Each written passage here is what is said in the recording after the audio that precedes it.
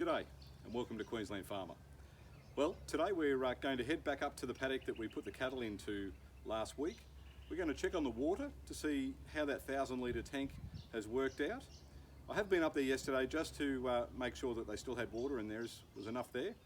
So there's no chance that they could have run out of water, but we'll probably need to pump that today. The paddock next to that paddock is the next paddock they're going into, so I'll use the Mahindra today to slash that paddock down. It's a good sized paddock. That'll probably take me a few hours.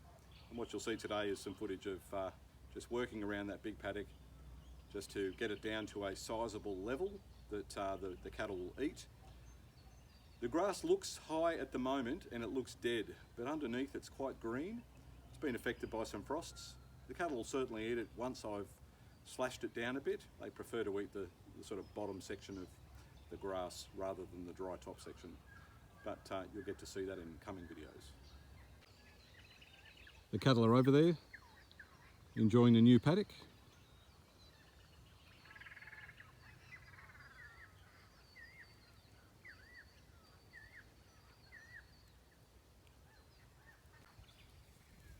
So the 18 steers have used about 200 litres a day.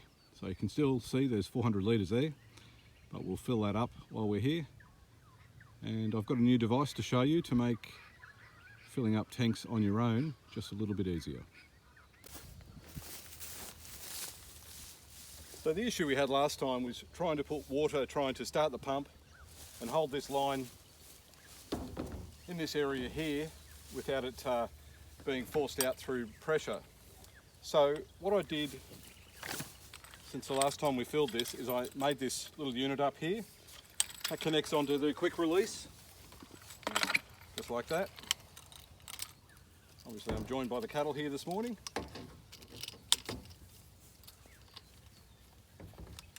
That locks in place.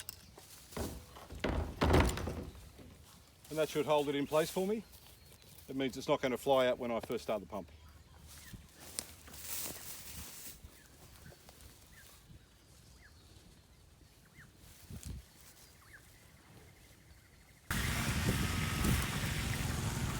Righto, all that water's flowing. You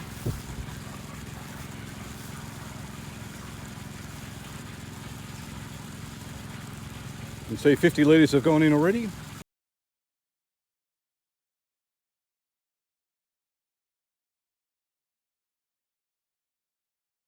This grass certainly looks dead, but as you'll see in just a few moments, as I cut in through the top of this grass and reduce it by half or 2/3, you'll see the green pick underneath.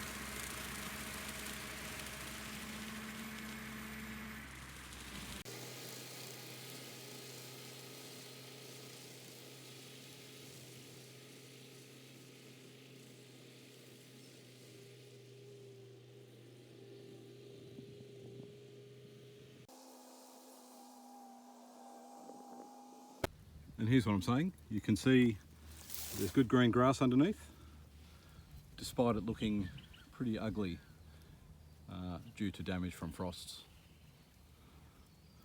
The cows will definitely love this. It's about the right height for them too. So now all I need to do is get on and do the rest of the paddock.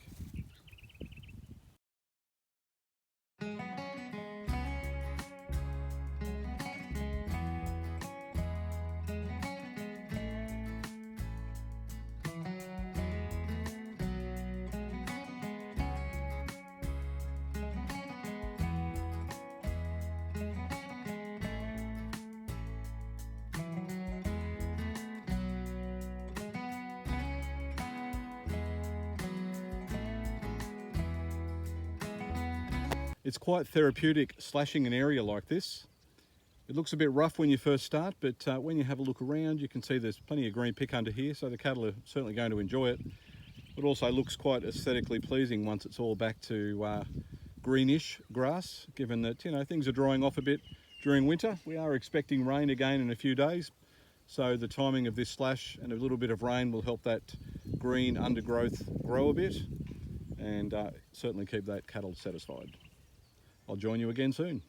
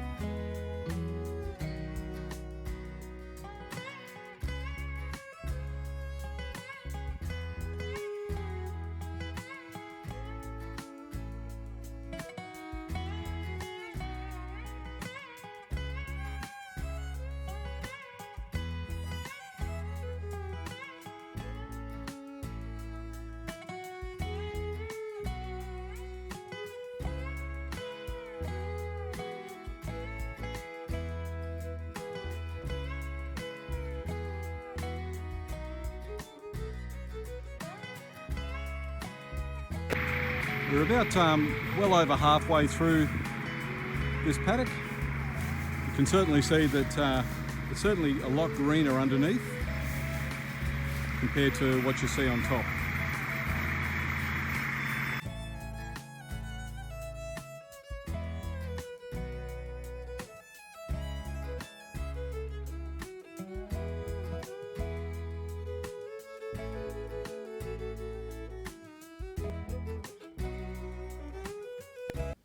The paddock is slashed. It's now ready for the cattle to come in here in a week or two. The Mahindra is dirty, and I can see by the temperature gauge that it's managed to catch a bit of seed around the radiator. So I'll need to go back and blow that out with compressed air. Looks good. This will work. Thank you for watching. Please like and subscribe.